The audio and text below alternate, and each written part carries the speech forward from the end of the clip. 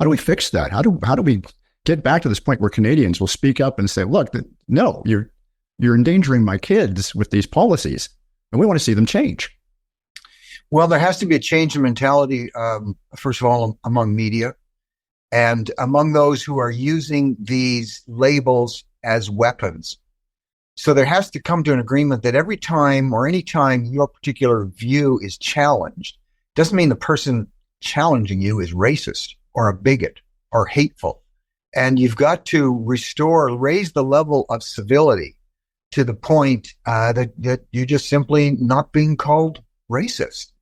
And there has to be like I tell people when I speak to university classes, I say, democracy, of course, and I'm a fierce Democrat.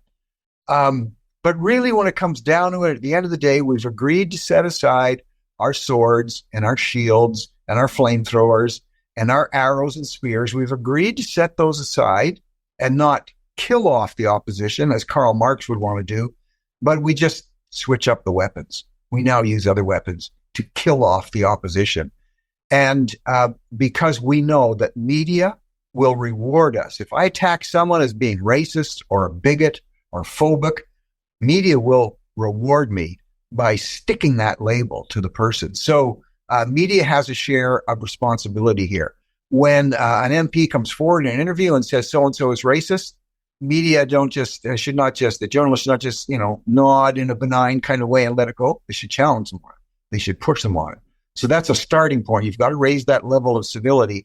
And media, more than any others, fan the fires of incivility.